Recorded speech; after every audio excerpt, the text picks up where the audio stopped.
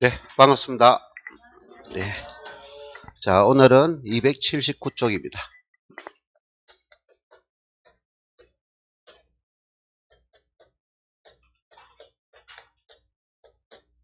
자, 소득세란 건데요. 자, 소득세는 우리가 여섯 문제가 출제되는 단원이죠. 세법 16문제에서 6문제가 출제됩니다.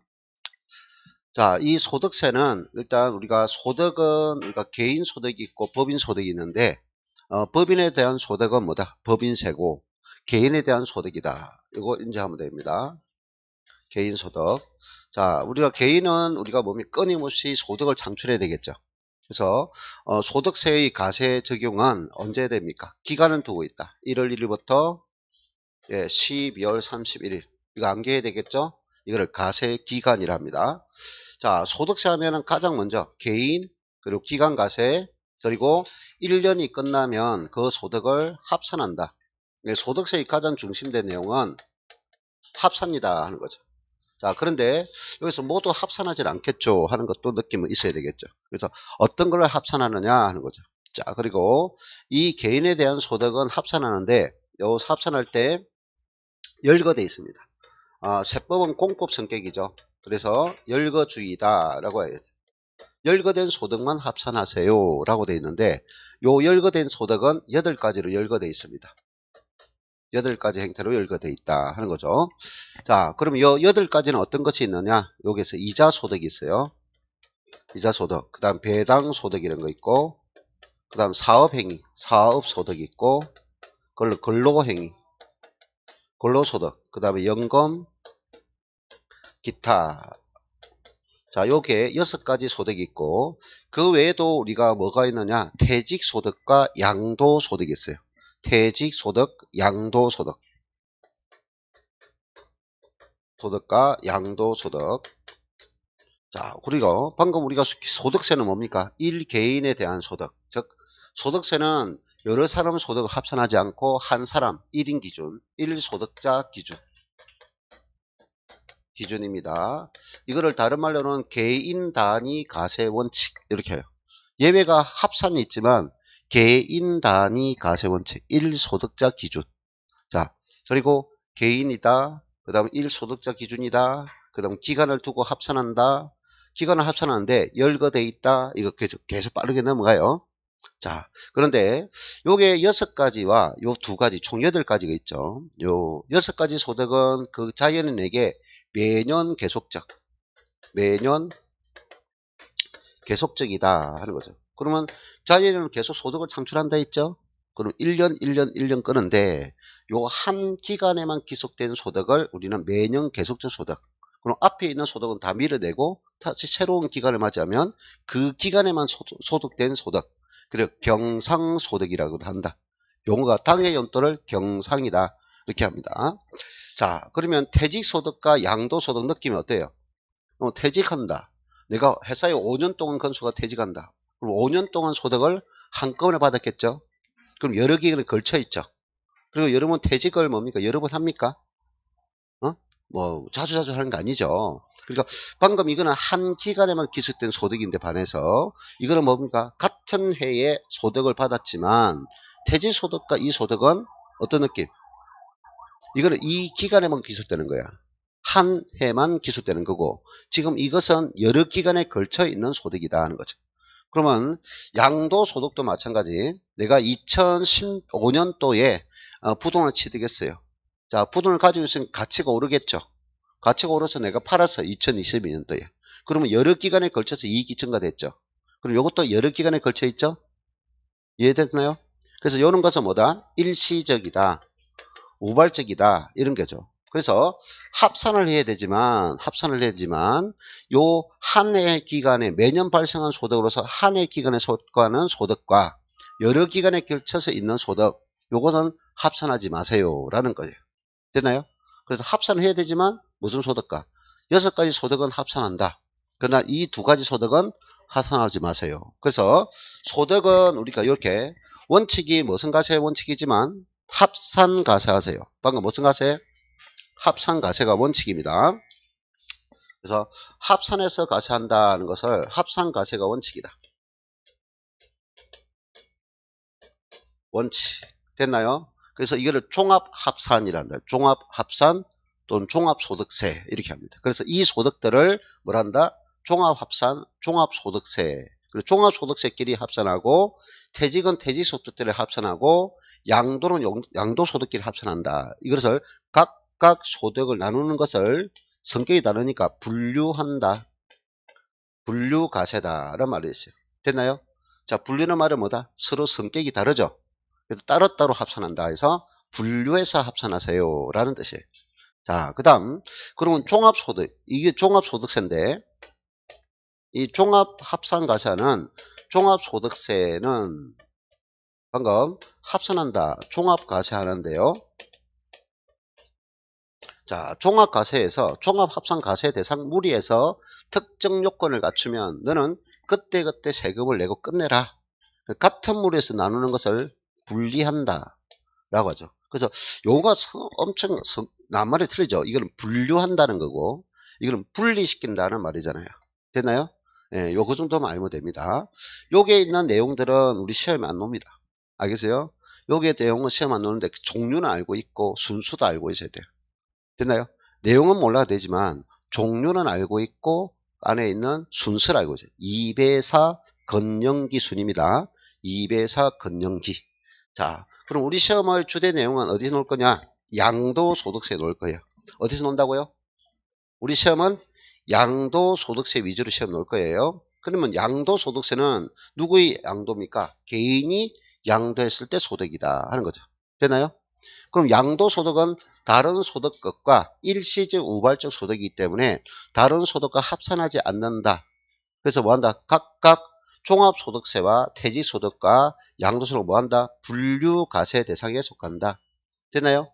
분류가세에 속한다. 그럼 모든 소득세는 합산해야 되는데 몇 년 단위로 1가세 기간 1월 1일부터 12월 3개월 합산해서 가세한다. 자, 그러면 모든 소득세는 개인 단위 가세고 뭡니까? 다른 사람의 소득은 합산한다 안 한다? 안 한다. 되나요? 1소득자별 가세원칙. 되나요? 뭐 가세원칙?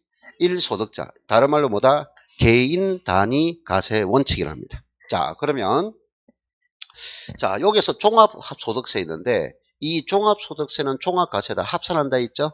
분리한다 있죠? 되나요? 이런 소득들에 보면 매년 계속적으로 발생하는 소득들을 우리는 무슨냐? 소득 원천설이라고 해요. 무슨 설? 소득 원천설. 소득 원천설에 가세하는 것. 소득세는 소득 원천설에 의해서 가세하는 것이 원칙이다. 매년 발생하는 소득들을 가세하는 게 원칙이다 하는 거죠. 그래서 1가세 기간의 소득만 가지고 가세하는 게 원칙이다. 그러면 소득 원천설은 대부분이 요 소득들을 얻기 위해서 투자한 비용이 있어요. 투자 비용을 인정하지 않는 것이 됩니다. 근데 예외적으로 일부는 내가 자 부동산을 살 때 3억 주고 샀어요. 그럼 3억 주고 샀는데 나주 팔 때 2억에 팔았다면 적자죠. 우리 쉽게 말해서. 그럼 내 자산이 늘어난 거 없죠? 그러면 가세 안 한다 말이죠. 근데 내가 뭡니까? 3억 주고 산 부동산을 나중에 5억에 팔았죠. 그럼 자산이 2억 증가됐죠? 2억 증가가 있다는 거죠. 그래서 5억이라는 수익을 얻기 위해서 투자한 비용을 인정하는 거. 5억을 벌어야 되기 위해서 투자 비용을 인정해줘서 남는 것이 있어야 되는 것이 순자산이 증가됐다. 순자산 증가설입니다. 증가설입니다. 자, 우리는 원칙이 뭐라고요? 소득 원천설을 원칙으로 하지만 예외적으로 뭐다? 순자산 증가설이 있다. 그러면 이런 이자소득과 배당소득 이런 거는 인정 안 해요. 여기에서 사업소득이나 연금소득이나 기타소득 이런 거는 일부 순자산 증가설이 인정되고요. 대표적으로 우리가 비우는 양도소득세는 뭐가 될까요? 방금 소득 원천세는 그 소득을 얻기 위해서 쓴 돈, 투자 비용을 인정하지 않는 거예요. 그럼 순자산 증가세는 내가 투자 비용을 인정하는 거예요. 방금 내가 부동산을 5억 팔았잖아요. 5억을 팔기 위해서 3억을 투자했잖아요. 그럼 빼니까 투자 비용을 인정해 주는 거예요. 그래서 그 가지고 있던 자산이 증가돼야 된다. 그리고 양도소득세는 어디 속해요? 예, 소득 원천설이 아니라 순자산 증가설이야. 그래서 우리의 주된 내용은 뭐다? 양도소득세라고요. 양도소는 누구 양도다? 개인의 양도야. 됐나요? 다른 사람 양도는 합산하지 마. 개인 단위 과세 원칙이야. 모든 소득세 기본 원칙을 알고 있으면 돼요. 됐나요? 자, 이렇게 끝내면 되겠습니다. 자, 그럼 교재로 넘어가서 279쪽에 보면은 1절에 총설이 있고요. 1번 소득세의 개요 있습니다. 가로 1번에 소득세의 의의가 있고요. 가로 1번 소득세는 누구다? 개인. 자, 개인이다. 자, 2번 소득세의 특징이 있죠. 그게 가로 1번에 1번 있어요. 뭐를 원천한다? 소득 원천세를 근간이라 했죠. 근간이 뭡니까? 원칙이란 거야. 됐나요? 지금 내가 계속 불러주잖아요. 279쪽에 지금 하고 있어요. 자, 그래서 소득 원천세를 근간이다는 것은 원칙이고, 그 다음에 순자산 증가세를 가미한다 했잖아요. 예외가 뭐다? 순자산 증가세이다. 자, 그게 소득세 계속적 반복적 행위를 뭐다? 소득 원천세이고 라고 했죠. 자, 그 다음 우리 양도소득세는 어디에 속한다? 순자산 증가세에 속한다. 자, 넘어가면 되고, 자, 280페이지 2번 열거주의다. 우리는 소득세만 열거주의가 아니고 세법은 뭡니까? 공법이기 때문에 법률에 규정한 대로 따르라. 됐나요? 법률에 규정한 대로 따르라 하는 것이 열거주의입니다. 자, 가로 2번 갑니다. 280페이지 가로 2번이 종합과세라고 했죠. 종합이라는 뜻이 뭐라고 했어요? 종합이란 말이 합산한다는 말이 종합이라 했잖아요. 다시 합산이 종합이라 했잖아요. 자, 그러면 1번, 2번, 1번이 종합과세가 있어요. 종합과세는 합산한다. 어떤 의미다? 요 6가지가 거기에 적어져 있죠. 입에서 건영기 있어요. 요거를 1년 단위로 묶어서 1과세 기간을 묶어서 합산하세요라는 뜻이란 말이에요. 됐나요? 이해됐어요? 예. 어떻게 왜 그렇습니까? 매년 계속적으로 발생하니까 요 6가지를 합산하세요. 자, 그 다음에 2번이 분류과세 있죠. 분류는 뭡니까? 매년 발생하는 소득분과 합산을 하더라도 매년 발생한 소득분과 일시적 우발적으로 발생한 퇴직과 양도는 합산하면 안 된다는 거죠. 됐나요? 그래서 소득을 몇 가지로 넣는다? 종합소득세, 퇴직소득세, 양도소득세로 분류해서 합산해라. 그래, 분류과세다 이 말이에요. 됐나요? 자, 그 다음 분리라는 것은 뭐다? 종합과세물에서 뜨는 것이 뭐다? 분리다. 됐나요? 이렇게만 알고 끝나면 되겠습니다. 자, 그럼 가로 3번 무슨 단위다? 개인 단위 과세. 다른 말로 뭡니까? 1소득자 기준이다. 자, 부부가 맞벌이를 하더라도 합산한다 안 한다? 합산하지 마세요. 친구가 둘이서 동업한다. 소득을 가지고 한 사업장에서 동업을 해서 소득이 벌어지면 그 소득을 나누세요 이 말이에요. 자, 부동산을 하나 샀어요. 근데 한 사람이 팔면 한 사람 소득밖에 안 되죠. 그럼 부동산을 하나 샀는데 그게 투자를 공동 소유했습니다. 그럼 여러 사람이 투자했죠. 그럼 나중에 팔았어요. 그 소득분을 뭡니까? 지분별로 나눠야 된다 이 말이에요. 알겠어요? 소득세는 뭐한다? 1소득자 기준이다. 자, 그 다음에 4번에 인적공제라고 했어요. 자, 인적공제는요. 우리는 매년 발생한 소득을 종합소득세 나는데 연말정산이 돼요. 1년이 딱 끝나요. 그리고 연말정산 신고하면은 이 매년 계속적으로 발생한 소득은 뭡니까? 본인이 사용할 돈이죠. 본인이 살아가면서 쓸 돈을 버리는 거다 말이죠. 그럼 쓸 돈을 빼고 세금을 내야 된다. 그래서 종합소득의 대표적인 공제 중에 하나가 인적공제에 있어요. 인적공제. 자, 인적공제 하면 여러분이 대표적으로 상위적으로 뭐가 있습니까? 소득자 본인에 대한 공제와 자, 본인이 돈 벌이 가면은 집에서 뭡니까? 돈 주세요 하는 사람 있죠? 그 뭐냐? 부양가족. 내 돈을 쓰는 사람. 그래서 부양가족들에 대한 공제. 부양가족에 대한 공제를 해줍니다. 이것을 대표적인 인적공제래요. 자, 그럼 인적공제는 언제 해준다? 방금 느낌이. 1년이 끝나야 되죠. 연말정산할 때 이제 소득을 다 정산해서 세금을 낼 때 내 전체 소득 금액에서 순소득금을 다 합산한 금액에서 공제해 주는 거. 그럼 1년에 한 번입니까? 여러 번입니까? 연말정산을 한 번 해준다는 거죠. 됐나요? 그러면 우리가 양도소득세는 원칙적으로 인적공제가 될까요? 안 될까요? 원칙적으로 인적공제를 해주면 안 되죠. 왜? 이거는 생계유지행 소득이 아니란 말이야. 양도소득세는 정부가 너 개인들 투기하지 말라고 투기를 억제하기 위해서 만든 세금이 양도소득세예요. 투기를 억제시키기 위해 만든 세금이 양도소득세예요. 그런데 이 양도소득세도 인적 공제를 해준다 하는 거죠. 인적 공제를 해줍니다 하는 거죠. 자, 그럼 요것도 인적 공제가 한 번이라 했죠. 1년 단위로 한 번 했죠. 그럼 양도소득 인적 공제도 1년에 한 번이겠죠. 아니, 여기에서 인적 공제가 원래 소득세 인적 공제를 연말정산 때 내가 소득세를 합산한다 했잖아요. 그럼 합산을 시켰으니까 연말정산 때 공제해 주는 거라고, 원칙이. 그러니까 인적 공제는 원칙이 안 되는데 인적 공제를 해주니까 이것도 한 번이니까 이것도 한 번이어야 되겠죠. 연간. 이것도 연간이라고요. 알겠어요? 그럼 원칙은 뭡니까? 안 되는데 해주겠다는 거야. 그럼 여기는 누구에 대한 공제도 있고 본인에 대한 공제도 있고 부양가족들의 공제 있는데 요게 인적 공제는 오로지 본인에 대한 공제. 여기는 누가 공제?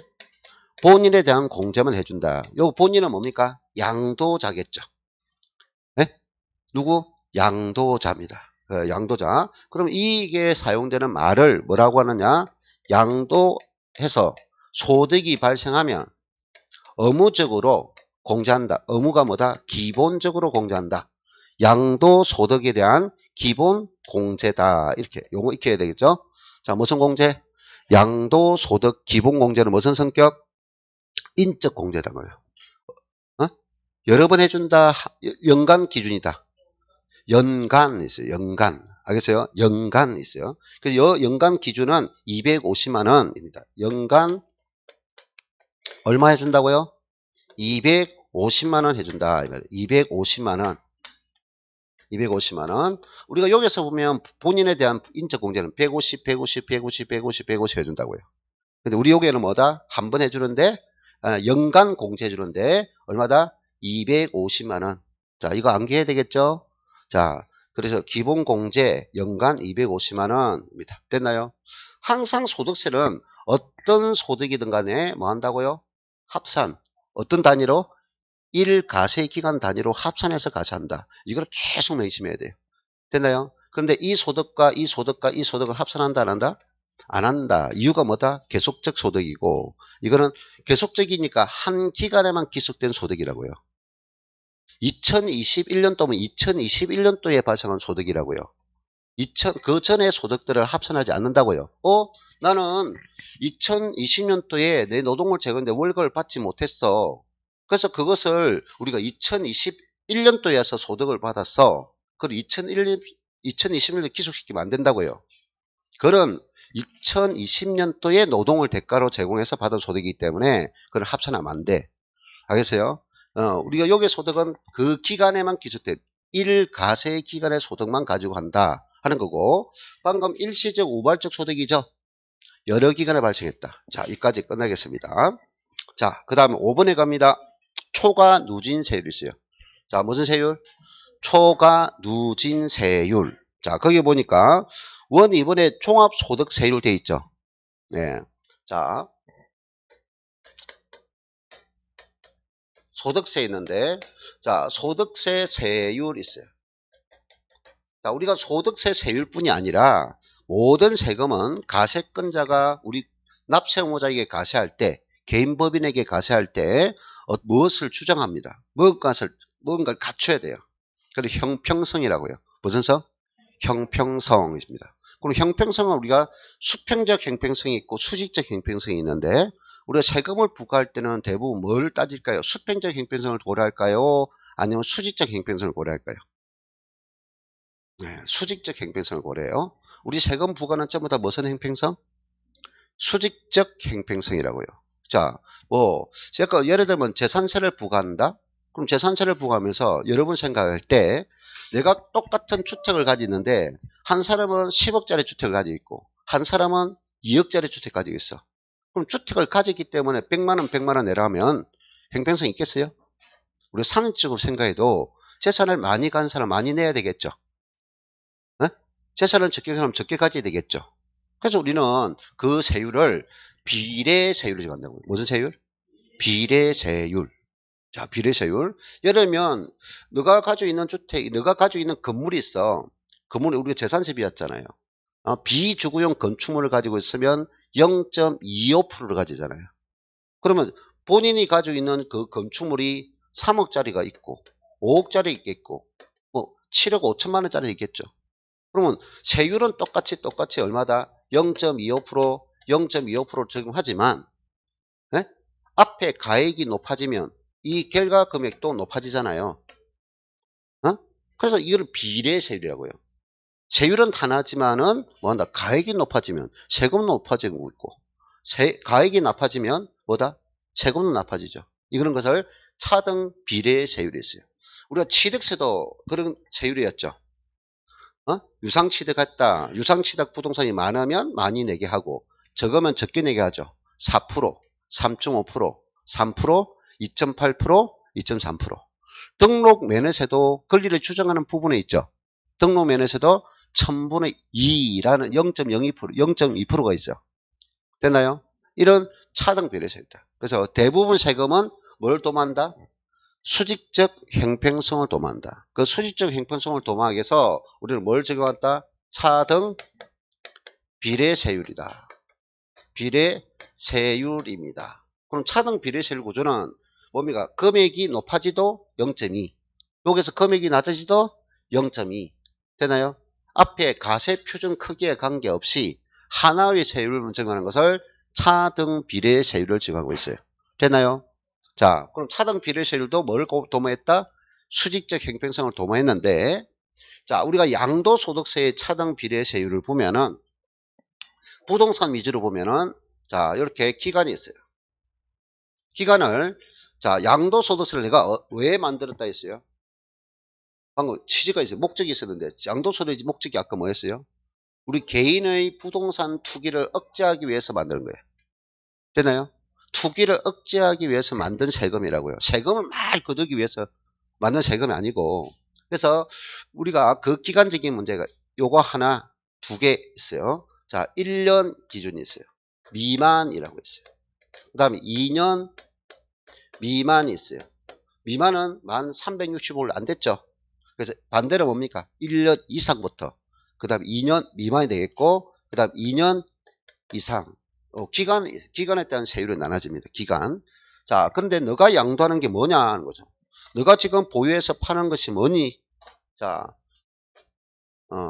상가, 건물, 일반 토지, 이렇게 주택이 아닌 용도. 주택이 아닌 용도 살면은 너는 단기 매매하면, 자, 너가 팔아서 이익이 만약에 4억 났다. 이익이 4억 났네? 근데 너가 그 이익을 4억을 언제까지 발생했느냐? 9개월만 보유했어. 9개월만. 그럼 4억에 50% 내라는 거예요. 몇 프로? 50% 내라 이거예요. 단기 매매니까. 자, 그러면 1년을 넘기는데 2년은 채우지 못했어. 그러면 40% 내라는 거예요. 40%. 이해됐나요? 이런 것을 비례세율이에요. 그럼 나중에 너가 양도하는 게 뭐냐? 우리가 주택이야. 주택. 원래 이제 주택은 주거용으로 이용하는 거죠. 근데 주택은 실질적인 주택은 주택으로 보겠어 하는 거 있어요. 조합원 입주권, 분양권도 주택으로 간주해서 적용하겠다. 예. 자, 그럼 주택적인 경우는 세금이 옛날에 낮았는데 더 높아요. 70%예요. 주택 70%. 내가 A, B, C 세 개 주택을 가졌다가 한 주택을 팔았어. 근데 그 한 주택이 뭐냐? 10개월만 보유했어. 그런데 3억이 났어. 10개월 동안 3억 이익 차이 났다고요. 그럼 몇 프로 내라? 70% 내라는 거야. 70%. 1년 미만일 때는, 단기 매매일 때는. 자, 그러면 2년 미만일 때는 60% 내라는 거예요. 자, 그래서 우리는 40%, 50%, 60%, 70% 이런 무슨 세율? 비례세율이 있어. 됐나요? 비례세율. 자, 그러면 이제 2년 이상이 되면 어찌 될까? 주택이든 아니든 2년 이상이 되면 그때는 이제 조금 보유했네. 보유했으니까 이제 조금 더 가액에 따라 역시 수직적 형평성을 도모하는데 같은 금액 속에는 같은 수준의 세금을 적용해. 근데 어떤 특정자가 정해주는 금액을 초과했어. 기준 금액을 초과했어. 초과하면 더 많이 부담하는 거. 단순히 많이가 아니고 더 많이 부담케 하는 것을 초과 누진 세율. 자, 요 단계는 무슨 세율이다? 초과 누진 세율인데, 자, 최저 단계는 6%. 자, 최저 단계 몇 프로? 6%. 이것이 1200만 원까지는 6%예요. 그래서 이 구간이 6%, 15%, 24%, 33%, 38%, 그 다음에 40%, 42%, 그 다음에 45%, 50%, 45%까지 돼 있어요. 몇 프로까지 됐다, 최고가? 금액이 점점 높아지면서 세율도 점점 높아지는 구조라. 이것도 수직적 형평성인데, 이보다 더 뭡니까? 형평성을 더 강하게 주장한 거죠. 더 형평성을 강하게 주장한 게 뭐다? 초과 누진세율 구조다. 이 구간이 몇 단계냐? 8단계다. 몇 단계? 8단계. 그래서 우리가 모든 소득세는 수직적 형평성의 가장 핵심적인 내용이 뭐냐? 초과 누진세율이다. 재산이 많은 사람은 더 많이 내게 하는 거. 소득이 더 많은 사람은 더 많이 내게 하는 거. 단순히 내게 아니라 더 많이 부과하는 것이 초과 누진세입니다. 이 초과 누진세를 문제에서 기본세율입니다 라고 하면은, 소득세의 기본세율은 뭘 의미한다? 초과 누진세를 의미한다. 다시, 소득세의 기본세율을 하면 뭐다? 초과 누진세율을 의미한다.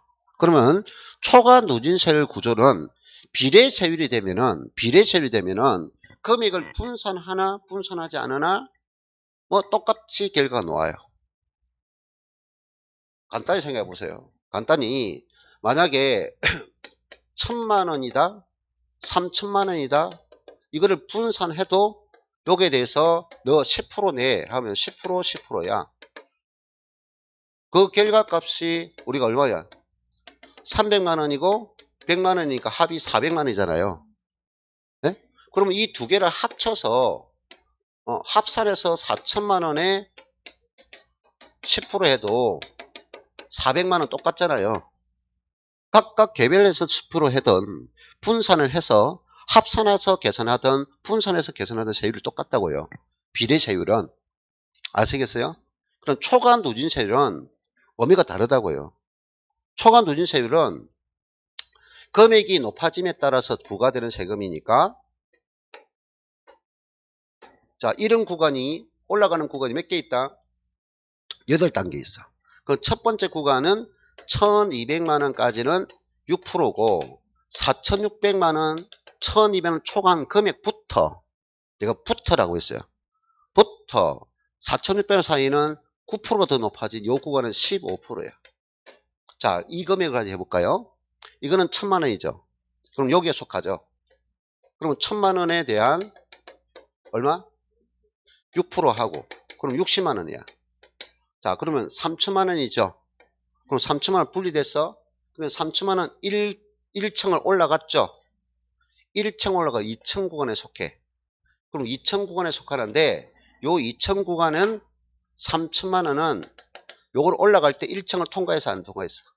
통과했다고요. 그래서 통과했으니까 요 3천만 원을 두 개 나누면 1층 통과한 1200만 원 하고 곱하기 몇 프로? 6% 하고, 그럼 72만 원 하고, 자, 그럼 통과분 1800만 원 있죠. 1800만 원에 15%야. 됐나요? 그러면 여기서 하니까 240만 원 정도 나올 거예요. 10% 하면은 10% 하면 180만 원 나오겠죠. 그럼 5일은 5, 8, 40이니까 270만 원구나. 270만 원. 그 두 개 더 하는 거야. 그러면 얼마? 342만 원 하고 여기에 있는 60만 원 더하면 402만 원 오죠. 되나요? 402만 원 정도 오죠. 아니, 여기 앞에 요 세금 1000만 원에 대한 6%가 60만 원 하고, 그 다음에 이 3천만 원에 대해서 요 두 개를 더해야 되잖아요. 그래서 이 세금을 다 더하니까 402만 원 정도 나오잖아요. 대충. 됐어요? 근데 이거를 합산한 금액을 해버리면 4천만 원이잖아. 4천만 원이잖아요. 그럼 4천만 원 하나에 요 올라갈 때 1200만 원 구간 있잖아요. 그럼 1200만 원 6%는 요 금액에 대해서 1200만 원 6%는 똑같죠? 똑같잖아요. 근데 요 금액을 얼마? 2800이 나오잖아요. 2800에 15%가 나오잖아요. 예? 아니, 금액을 분산시키면 일부가 낮은 세율이 적용되잖아요. 근데 금액을 합산해버리면 합산한 금액이 초과 누진세율을 적용하니까 어찌 돼요? 요 한 금액이 초과 누진세니까 낮은 세율이 적용되는 6%, 1200만 원께 6% 적용되지 않잖아요. 분산시키면 1000만 원과 1200만 원, 2200만 원이 6% 되잖아요. 분산시키면. 오케이? 그럼 초과된 금액은 15%잖아. 뭐 계산 안 해도 합산을 할수록 세율이 초과 누진세 구조를 가지고 있으면 금액을 합산하면 합산해서 세금 부담이 가중된다고. 됐나요? 그러면 내가 A 부동산을 하나 있는데 지금 이 논리를 지금 설명하고자 하는 거 아니야. 지금 초과 누진세 개념만 익히면 돼. 근데 A 부동산 하나 있는데 이 사람이 하나 팔았다. 갑이라는 사람 한 사람 팔아가지고 이윤을 남겼는데 가세 표준이 5천만 원대 하고 그럼 한 사람이 소득이잖아. 소득세는 한 사람 소득이라고요. 그럼 초과 누진세면 어느 단계까지 오는 거야? 여기까지 오는 거야. 그럼 5천만 원 속에는 6%도 일부 되고 15% 되고 24% 된다고. 세율이 세 종류가 적용돼서 합산한다고. 근데 이 부동산을 5명이 공동 투자했어. 그럼 이 소득이 5명이잖아. 나누면 얼마야? 한 1인당 소득이 얼마야? 1000만 원이죠. 한 사람당 1000만 원이잖아요. 그럼 전부 다 몇 프로면 돼? 6%밖에 안 되잖아, 다. 소득세는 초과 누진세 구조를 가진다는 것은 합산할수록 세금 부담이 커진다는 거예요. 됐나요? 그럼 비례세율은 합산을 하든 분리하든 똑같은 결과라고요. 그래서 우리는 소득세의 그 절세 효과는 뭐다? 분산이야, 분산. 그래서 이것이 이 소득과 이 소득을 합산하는 거하고 따로 떼서 하는 거하고는 의미가 큰 차이가 말이에요. 알겠어요? 그럼 합산 대상에서 분리시키는 것도 큰 차이다 말이에요. 그래서 소득세는 합산이 기준이니까 어떻게 하면 절차할까? 이 내용이 들어간다. 그래서 여러분은 계산 문제 아니니까 일단 이해를 했으니까 이거 암기하면 된다고요. 되나요? 이게 무슨 세율이라고요? 초과 누진세율. 다른 말로 한다고요? 기본세율. 그래서 소득세 기본세율 하면 뭘 생각해라?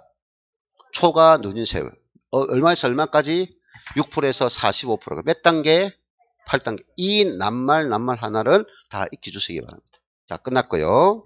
자, 그 다음에 281쪽에 6번 그 밖의 특징이라고 되어 있죠.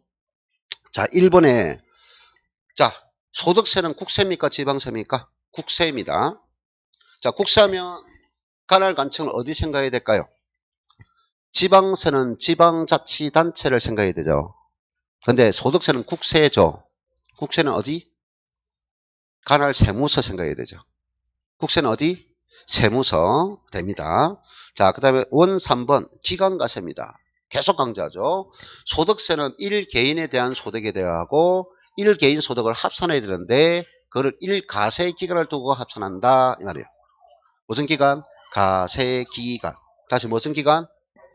이거 암기해야 돼요. 어려운 내용 아니니까 가세 기간 암기하세요. 자, 그러면 우리는 소득세는 계속 발생하니까 소득이 발생할 때마다 납부하고 받으면 번거롭다 이 말이야. 그래서 1가세 기간을 두어서 소득세를 합산합니다. 자, 그러면 소득세의 원칙은 1월 1일부터 언제까지라고요? 12월 31일 소득을 합산해서 가세한다 하는 거죠. 이거를 뭘 한다고요? 가세 기간 있죠. 그럼 가세 기간이 끝나야 가세 표준을 산출할 수 있겠죠. 1년 소득 기준이니까. 자, 그런데 중간에 1월 1일 출발했지만 그 소득자가 중간에 뭐 할 수 있다? 사망을 해버리면 사망 후에는 소득이 없겠죠. 그럼 가세 기간은 예외가 되는 겁니다. 자, 그러면 1월 1일을 출발했는데 나는 우리나라가 싫어해가지고 바깥으로 이민을 가버렸어요.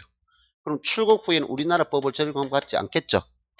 그러면 가세 기간의 예외는 이 두 가지밖에 없어요.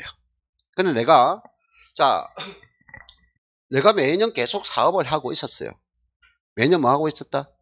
계속 사업을 하고 있었어요. 그럼 매년 사업할 때마다 앞에 있는 1년간 소득을 계산해서 세금 내고 또 1년간 소득을 계속 내다가 내가 사업이 이제 도저히 더 못하겠다.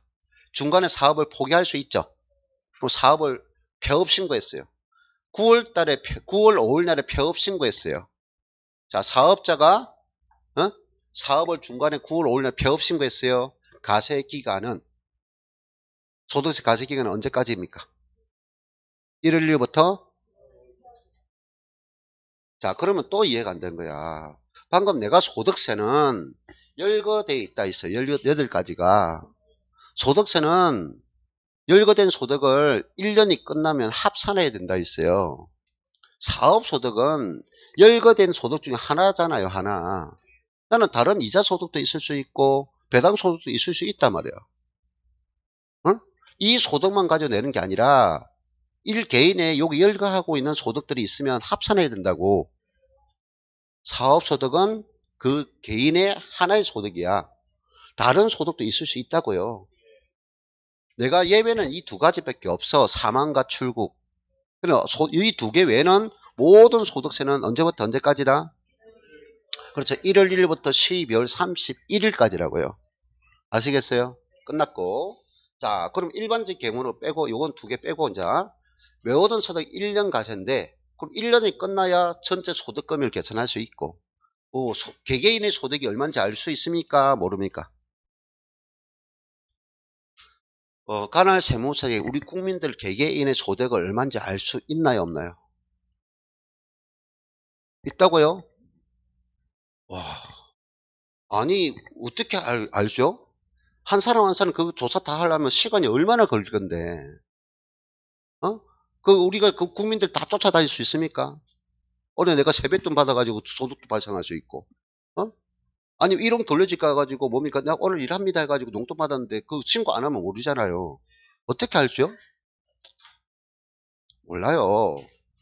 개개인의 소득을 알 수 없다고요. 그러면 이거는 무슨 주의입니까? 신고주의. 그래 신고주의라고요. 그러면 누가 소득자 너가 신고해달라 이 말이에요. 그럼 언제까지? 정산해야 되니까. 그래서 다음 연도입니다. 언제 연도? 다음 연도 5월 1일부터 5월 31일. 요 기간의 차이는 말두지만 반드시 이 기간에 신고하세요 하는 거야. 그러니까 여기서 기간이 끝나자마자 바로 신고할 수 없고 기간을 많이 줬어요 지금. 네? 4월달까지 4달간 줬어요. 정리하라고. 되나요? 공제 소득세는 아까 뭐가 있다고요? 기본적으로 인적 공제 있지만 인적 공제에 별 증거가 없어. 증거자료 제출하기 뭐 주민센터에 들어가면 안 돼. 근데 이 외에도 우리가 뭐냐? 뭐 부양가족에 대한 뭐 장애자가 있다든지 부양가족에 대한 또 뭐냐 연료자가 있다든지 가족 인해서 다세대가 있다든지 다중세대가 있다든지 또 내가 뭡니까 내가 일하게 뭐 교육을 비용해서 뭐 학자금을 냈다든지 그런 주택을 마련하는 공제 줬다든지 뭐 근로자들은 공제 종류가 엄청 많아요. 그럼 입으로만 말한다고 공제해 줄까요? 안 한단 말이에요. 그런 증거 자료를 갖춰야 된다고요. 갖춰가지고 증거 자료를 제시해야만이 공제해 주지. 입으로만 공제 안 해준다고요. 뭐 공제 종류가 엄청 많아요. 무슨 말이세요? 근로자들은 공제가 엄청 많아요. 그럼 우리 개인 사업자 프리랜서 같은 거는 우리가 뭐 편의점 한다 그런 사람들은 근로자가 아니기 때문에 공제가 적지만 우리 근로자에 대해서는 아주 많은 공제 제도가 되어 있어요. 공제 제도가. 자, 그래서 그런 기간을 갖추어서 충분한 기간을 줬고 요 기간에 신고하세요. 뭘 어떻게 해서? 확정해서 신고하세요. 그리고 확정 신고 기간이란 겁니다. 여러분은 사실 이거는 우리가 세법 공인중개사 시험을 본다 하기 때문에 익히는 게 아니라 아니 우리는 평생 소득을 돈벌이 살아야 되잖아요. 돈을 벌이 세금 내야 되잖아요. 이건 기본 상식적으로 알고 있어야 될 내용이다 이 말이야. 알겠어요? 예, 소득세는 매년 1년 단위로 합산해서 정산해서 다음 연도에 내는 세금이다. 그러면 이제 뭐 다음 달이 5월 달이죠.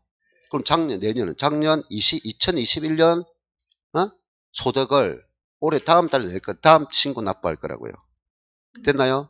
그는 아닌데요. 그 이전에 낸 사람도 있던데요. 그거는 사업을 하는 사람이 소득이 많잖아요. 그러면 한꺼번에 내기 부담되니까 중간 예납도 있다고요. 중간 예납도 있고 또 사업자들은 종업원을 데리고 있으면 종업원의 소득을 납부했잖아요. 좀 중간정산 신고하세요. 라고 그 제도도 있다고요. 그런 거는 필요 없고 여러분은 반드시 암기해야 될 것이 뭐다? 가세기간 항상 기억하고 있어야 돼요. 암기해야 되고 확정신고기간 가지고 있어야 돼요. 그럼 이거를 의무를 위반하면 뭡니까? 가산세가 붙죠. 신고 불순실 가산세에 대한 무신고 20%, 가소신고 10%, 부정행위 40%. 기본이 따르죠. 납부를 안 했다. 납부 지연 가산세가 있죠. 1일 10만 분의 25, 0.02%가 계속 누적되죠. 그게 우리가 기본 가산세죠. 그런데 여기서 추가로 익혀야 될 것이 있다고요. 우리 부동산 특히 양도소득세와 관련해서는 부동산 거래는 고가다 고가. 뭐라고요? 고가. 그러면 양도자 때문에 하는 제도가 아니고 매수자가 그 많은 자금을 어디서 조달했을까? 미리 사전에 조사하기 위해서 해달라 하는 것이 있어요. 미리 예정 신고 제도가 있어요. 무슨 제도? 예정 신고 제도. 자, 이 예정 신고도 임의 규정이 아니라 강행 규정입니다. 자, 무슨 규정? 강행 규정입니다. 자, 예정 신고 개념이 복잡하거나 어려운 건 아니에요. 예. 자, 우리가 나중에 양도소득 비하면 너가 양도한 것이 부동산이나 사용권리나 취득권리, 기타 자산이라는 종류가 있는데 이런 부동산과 관련된 자산을 양도했을 때 예정신고는 언제까지 하라?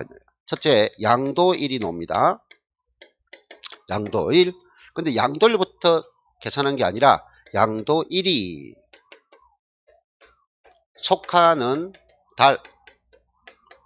달을 말일부터라고 해요. 말일부터 기간은 2개월이라고 해요. 2개월 이내. 자, 아주 간편한 내용입니다. 이런 거 시험 나오면 틀리면 내가 항상 말하지만 엔다이입니다. 엔다이. 예. 자, 양도일 있어요. 양도일이 3월 20일입니다. 라고 하면은 자, 2개월이죠. 언제까지? 5월 31일까지 되죠. 왜? 여기부터 2개월 계산한 게 아니라 언제? 달이라고요. 됐나요? 그럼 3월 달이죠? 3월 말이니까 3월 31일부터. 됐죠? 계산 다 하겠죠? 자, 그러면 3월 2일 날 양도도 5월 31일이 되겠죠? 3월 28일 날 양도도 5월 31일이 되겠죠? 한 달 단위라면 한 달 단위로 모아서 신고한다. 근데 양도소득 과세 대상이 주식이 있어요. 자, 주식은 우리가 일반 부동산보다 자주 거래되겠죠? 그럼 한 달 단위로 신고 납부도 번거롭다. 번거롭다. 자, 우리가 3, 4 하면 무슨 생각이요? 3, 4 하면은. 그럼 분기죠? 3, 4분기는 1분기, 2분기, 3분기, 4분기 나눠지잖아요. 3개월로 끊어서 1월 1일부터 3월 30일 1분기죠. 4월 1일부터 6월 30일 2분기이죠. 네? 그 다음 7월 1일부터 9월 30일 3분기죠. 그 다음 나머지 4분기. 분기 다 알죠? 근데 분기별로 처음에 했다. 이것도 번거롭다. 그래서 주식을 팔았을 때는 자, 이 기준은 같아요. 양도일이 속하는 이거는 같은데 양도일에 속하는 자 분기로 할까 아니면 반기로 할까? 1일부터 6월 30일 7일부터 12월 30일 이걸 우리가 상반기 하반기 기간 나눌 때 말이죠. 분기는 1분기 2분기 3분기 4분기 그래서 3, 4분기라고요. 3개월 단위로 나눈다 해서 3, 4분기 이런 데고. 우리는 반기하면 상반기, 하반기. 됐나요? 그럼 이거는 반기라고 해요. 반기의 말일부터 2개월. 자, 이거 암기 다 할 수 있겠죠? 계산 다 할 수 있겠죠? 네, 그러면 기간은 2개월밖에 없죠? 2개월. 근데 차이점이 뭐다? 달을 말일부터냐, 반기의 말일부터냐, 이거 꼭 기억하시기 바랍니다. 자, 그러면 우리가 취득세에서 이 말을 배웠어요. 이 말. 부정려가 되면 부담부 정려가 된 일부 유상행위가 있고 일부 정려행위가 있죠. 네? 부담부 정려가 된 일부 무상 있고 일부 유상이 있잖아요. 인수 채무의 상당 부분은 유상이고 나머지 부분은 무상이잖아요. 그럼 무상 부분에 대해서는 뭘 내야 돼요? 정려세가 추가적으로 부담되죠. 정려세. 그러면 정려세도 국세고 소득세도 국세란 말이에요. 정려세도 뭐라고요? 국세고 소득세도 국세라고요. 국세는 어디 가서? 세무서에 신고 납부해야 된다고요. 됐나요? 그럼 정려세 신고 기간은 3개월이고 소득세 예정 신고는 2개월이라고요. 그럼 어차피 관할 세무서에 가서 신고 납부를 해야 되는데 됐나요? 기간이 다르다고 해서 따로따로 하면 헷갈릴 수 있다. 그래서 우리는 정려세 기준을 따르라 이 말이에요. 무슨 기준? 정려세 기준. 그러면 다른 거는 다 몇 개월이라고요? 2개월인데 정려세를 따라서 부담부 정리할 때는 기간이 몇 개월 난다? 3개월이다 이렇게 돼요. 됐죠? 이거 암기하면 될 겁니다. 자, 그래서 기간과세란 말과 그 다음에 신고납세 제도까지 설명했어요. 그 다음에 가로 3번에 가세 기간 원칙은 1일부터 며칠? 12월 30일이라. 그리고 예외 사망 그 다음에 출국 설명드렸습니다. 자, 넘겨서 자, 나머지 다 넘어가죠. 자, 그 다음에 283쪽 오는데요. 자, 우리는 소득세는 몇 가지로 열거되어 있다? 크게는 8가지로 열거되어 있죠. 종류가 6개는 2배사 건령기 6개는 매년 계속적 반복적으로 발생한다 했죠. 오케이? 자, 그런데 퇴직과 양도는 일시적 우발적이라 했죠. 우리 시험에 나오는 양도소득세는 일시적 우발적 성격이다 이 말이에요. 됐나요? 그러면 양도가 계속성을 가지면 뭘까요? 그건 사업이라고요. 사업. 됐나요? 똑같은 양도라도. 그래서 요 사업소득세에 보면은 자, 누가 있느냐? 부동산 매매업자가 있어요. 자, 누가 있다고요? 부동산 매매업자. 어떤 느낌이에요? 매매업자니까 매매가 사고 파는 거잖아요. 그럼 매매업자니까 무슨 성을 가지고 있어요?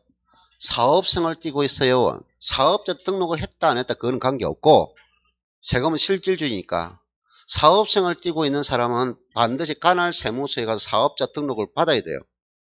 그런데 안 받아도 사업자야. 세금 안 받으면 가산세 놓아요. 알겠어요? 자, 그래서 양도가 사업성을 띠고 있다. 그건 누구야? 부동산 매매업자가 있어요. 매매업. 부동산 매매업은 상도. 그 다음에 우리가 건설업 들어봤죠? 아파트를, 상가 건물을, 이런 거 건물 지어서 파는 사람 있죠? 이것도 사업성을 띠고 있죠. 양도가. 그 다음에 주택을 뭐해서? 신축해서 판매합니다. 이것도 판매니까 양도죠? 이것도 양도잖아요. 이것도 양도고. 이 양도죠. 이거는 뭘 띠고 있기 때문에? 양도가 계속적이기 때문에. 복잡한 말 쓴 거 아니에요. 그럼 이거는 사업소득이라고. 사업소득. 양도라도. 이런 사람들을 부동을 파는 것은 양도소득세를 부과하면 안 된다고요. 무슨 소득? 사업소득이라고요. 그럼 이 사업소득을 부과되기 때문에 다른 소득이 있으면 다른 소득과 합산한다고요. 세금 부과가 가중된다고요. 근데 여러분이 부동산 사서 파는 거는 뭐다? 우리 일반 사람들이 부동산을 내가 자 회사에 다니면 돈을 모아가지고 땅을 한 개 사놨다고요. 그거 팔면은 계속적입니까? 아니잖아요. 그게 양도소득세라고요. 네? 그래서 양도소득, 요게 우리 비하는 양도소득은 사업성이 있어야 돼, 없어야 돼? 없어야 돼. 사업성이 없어야 돼. 근데 내가 일반 개인도 부가가치 1일 가세기간이 있어요. 1일부터 6월 30일까지가 부가가치 세법 1일 가세기간인데 그 6개월 동안에 예? 취득 2번과 양도 1번이 있으면 바로 사업자가 돼버려요.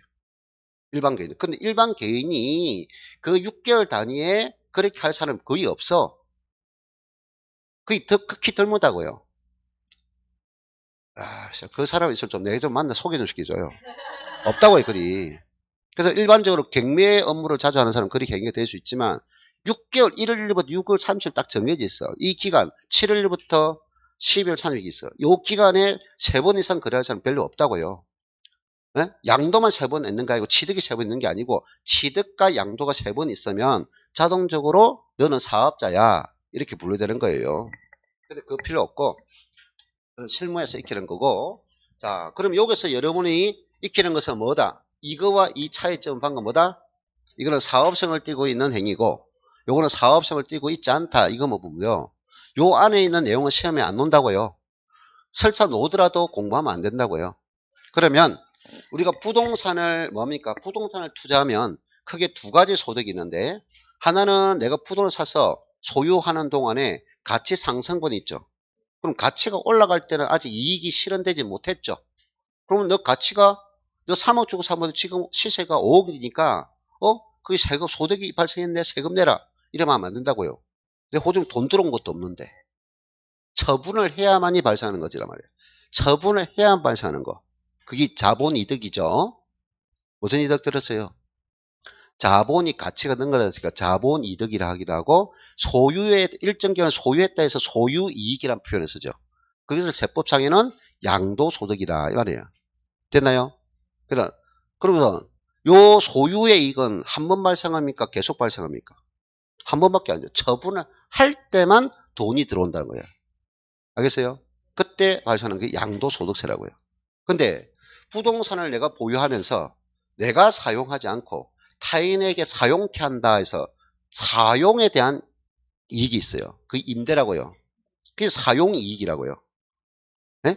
그래서 그러면 임대소득은 뭡니까? 그때그때 임대할 때마다 수입이 들어와 안 들어와? 수입이 들어와. 그럼 수입이 들어오니까 그는 매년 1년 단위로 꺾어서 계속해줘. 그걸 소득이득이라고요. 그래서 소득이득이다. 됐나요? 그건 1년 단위로 계속 먹는다. 그럼 임대사업 소득이겠죠? 임대는 뭐다? 양도가 아니잖아요. 임대사업이라고요. 그럼 여기서 사업소득이다 하는 거죠. 됐나요? 자, 그래서 우리는 대부분 소득세는 어디서 논다? 양도소득에서 대부분 6문제 노는데 네? 가끔 임대사업소득이 한 문제가 놓을 때 있어. 이게 한 문제 오면 양도소득은 5문제 논다. 그럼 우리 주된 내용은 뭐다? 양도소득이다. 자, 그래서 양도소득이 어디에 속하고 어떤 개념을 가지고 있는지 점차에 아웃라인 잡았어요. 그래서 283쪽에 2절 부동산 임대사업소득 있죠? 요거는 지금 다루는 게 아니라 내가 놓으면 몇 문제? 한 문제 놓을 거다. 네. 자, 그 내용은 나중에 우리가 할 거고 이번 과정에 안 합니다. 자, 넘기고 자, 그리고 293쪽 갑니다. 293쪽에 3절 부동산 관련 사업소득 있죠? 이거는 X 보지 말라는 뜻이에요. 단지 본다면 그게 1번 사업소득의 의 부분 있죠? 그 가로 2번 있나요? 부동산 관련 사업소득으로는 방금 아까 내가 적은 거 부동산 매매업과 건설업과 주택 신축 판매업은 양도인데 뭐를 띄고 있기 때문에 사업성을 띄고 있기 때문에 양도소득세가 아니고 무슨 소득세다? 사업소득세다. 이것만 아시면 되겠습니다. 자, 넘어갑니다.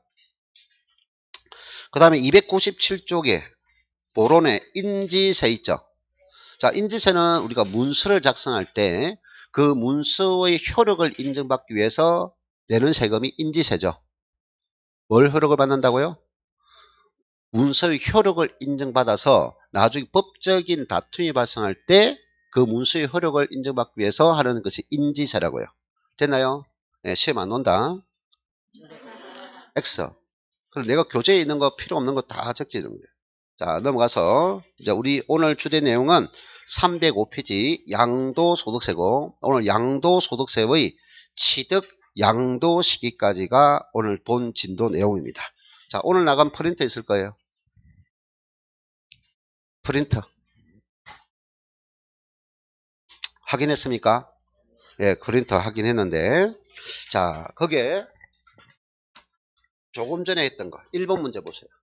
그 1번 문제 보면은 1번에 소득세는 소득자별로 각각 과세하므로 부부 단위로 합산하거나 세대별로 합산하지 않습니다. 이거를 무슨 말을 쓸까요?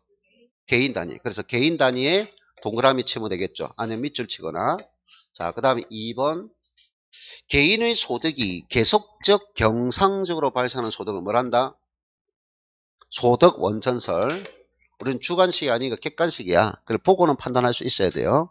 계속적 반복적인 것은 뭐다? 소득 원천설의 동그라미. 그 다음 양도소득세는 뭐 한다? 예, 자산이 늘어나죠. 그래서 순자산 증가설이다 라고 해야 되겠죠. 자, 3번. 소득세는 이자소득, 배당소득, 사업, 근로, 연금, 기타, 퇴직, 양도 몇 가지로 열게 됐어요? 8가지. 이걸 무슨 주의? 열거주의. 열거주의다. 이렇게 해서. 자, 그 다음에 4번. 4번. 자, 기억 세율인데요. 표시 방법이다. 법률상의 세율은 어떻게 나타날까요? 처음부터 기본이 세율은 1000분의 얼마라고 되어 있어요. 그럼 요거는 한 사람은 퍼센트죠. 자, 그리고 금액이 세율이 뭐다 이렇게 단가로 되어 있어요. 금액으로 나타나요. 금액으로. 됐나요? 근데 우리가 여러분 지금까지 취득세, 등록면허세, 재산세 쭉 보면서 이 세율이 하나밖에 없었어요. 등록면허세 하나밖에 없어요. 그냥 다른 분은 전부 다 뭐야? 비례. 아까 내가 양도소득세율은 50%, 40% 초과 누진세율, 70%, 60% 초과 누진세율, 5, 4초, 7, 6초, 50, 40 비율이잖아요. 70, 60 비율이잖아요. 6%에서 몇 프로까지? 45%까지. 전부 다 퍼센트잖아요. 취득세는 양도소득 뭐로 표시되어 있다? 전부 다 퍼센트로 되어 있네요. 그리고 율이죠, 율. 정율, 세율이다 하는 거죠. 자, 그 다음 방금 우리가 양도소득세는 방금 뭐가 있다고요? 50, 40 그리고 6에서 45%, 70, 60 네, 6에서 45%. 이 세율이 무슨 세율이고? 차등 비례 세율. 자, 무슨 세율? 차등 비례 세율도 있고 또 뭐 더 있다? 초과 누진 세율도 있네요. 됐나요? 자, 그리고 디귿. 예, 양도소득세는 법률의 규진대로만 무조건 따라야 될 세율일까요? 아니면 법률에서 국회에서 세법에 공법이란 세율을 만들어 놨는데 그 가세권자의 재량에 의해서 조정 가능할까요? 조정 가능할까요? 조정 불가능할까요? 우리가 취득세는 조정 가능한 세율입니까? 조정할 수 없는 세율입니까? 취득세는 4%, 3.5%, 3%, 2.8%, 2.3%가 있다 했어요. 그걸 조정했어요? 안 했어요? 안 했다고요? 안 했다고요? 내가 지방세, 취득세와 등록면허세, 재산세 세목 놓을 때마다 이 말이 있었어요. 지방자치단체장은 천재지배 등이나 불가항력직의 문제가 있을 때는 몇 프로? 그렇죠. 50% 범위에서 가감할 수 있습니다. 그 가감하는 게 조정이잖아요. 기준의 주진 세율에다가 조정할 수 있다고요. 그럼 그 가감하는 게 지방세는 몇 프로라고요? 50%라고요. 50%. 지방세는. 국세는 말고 국세도 조정할 수 있지만 지방세 기가하라 했잖아요. 몇 프로? 취득세, 등록면허세, 재산세 모두 50%라는 탄력세를 가지고 있어요. 그럼 그 퍼센트를 할 때는 조정하려니까 조정할 수 있는 기준이 되는 세율이 필요하단 말이야. 그래서 표준 세율 구조를 가지고 있을 때만 조정하다 이 말이야. 그러니까 여기다가 플러스 마이너스 할 때는 20% 여기다가 20% 더 가산하세요. 20% 빼주세요. 그럼 그 20% 여기서 바로 빼는 게 아니잖아요. 우리가 옷을 내가 그래서 옷을 사러 가면 그 옷 가격이 100만 원 돼 있잖아요. 그럼 20% 세일합니다 하면 얼마? 100만 원 곱하기 20% 계산해 빼주잖아요. 기준이 되는 표준이 뭐예요? 기준이잖아요. 그래서 요 세율에다가 플러스나 마이너스를 하면 앞에 있는 표준 세율을 가져와야 되잖아요. 거기에다가 곱하기 최대 몇 프로까지 할 수 있다고요? 50%까지 할 수 있다고요. 올리고 내리고. 알겠어요? 그러면 이 세율을 저는 조정하는 세율을 표준세라고 해요. 그래서 우리가 취득세에서 양도소득세, 취득세, 등록면허세, 재산세, 종합부동산 양도세를 보면 모든 세금은 기본이 무슨 세율이다? 표준세율 구조를 가지고 있다고요. 그런데 앞에 비었던 종합부동산세는 일정세율이라고요. 뭐만? 종합부동산세는 재산세가 부과된 후에 고액 부동산 소유자 얼마였죠? 5억 초과하는 자, 80억 초과하는 자. 주택은 개인일 경우는 6억이지만 1세대 1주택 단독 소유자는 11억 초과하는 자. 6억, 80억, 5억, 80억, 6억, 11억. 법인은 기준금이 없다. 이렇게 했어요. 됐나요? 그래서 종합부동산세는 2차적 재산세라. 이미 재산세는 또 초과내니까 조정하면 안 돼 하는 거예요. 종합부동산은 손대지 마. 세율 손대면 안 돼. 일정 세율이라고요. 나머지는 조정할 수 있는 세율이고. 자, 표준세율입니다. 자, 그 다음 5번 있어요. 자, 5번과 6번 보면은 아까 우리는 1월 1일부터 12월 30일까지 무슨 기간? 무슨 기간? 가세기간. 가세기간. 그럼 다음 연도 5월 1일부터 5월 30일 무슨 기간? 확정신고 납부기간. 됐나요? 아, 이거 많은 거 아니야. 많은 거 아니니까 내 머릿속에 항상 기본을 가지고 있어야 될 내용입니다. 그래야. 자, 1월 1일부터 12월 3일 무슨 기간? 가세기간. 그 가세기간 끝나면 다음 연도에 언제부터? 5월 1일부터 5월 31일까지 뭐 한다? 확정신고 납부예요. 그럼 확정신고 이전에 한다 해서 뭐다? 예정신고라고요. 그게 두 가지 나눴죠. 자, 그래서 문제를 풀면 답을 안다 그냥. 5번. 부동산 등을 양도할 때는 양도일입니까? 달월 말일입니까? 달월 말일이고 기간은 30일, 60일, 1개월 중에 2개월입니다. 우리 주관식이 아니에요. 객관식이에요. 보면 됩니다. 자, 밑에 6번은 주식을 양도했죠. 주식을 양도할 때는 양도일, 달월 말일, 반기일 말일. 반기일 말일이고 기간은 똑같이 2개월이죠. 자, 그런데 그게 아까 뭐 하나 더 있었어요? 부담부정려 있었죠. 자, 부담부정려는 정려를 생각해서 몇 개월? 3개월. 됐나요? 요 문제 풀면서 그대로 계속 반복해서 익히면 기본 내용은 다 들어갈 수 있고 생각할 수 있습니다. 자, 그 다음 시간에 양도소득세 들어가겠습니다.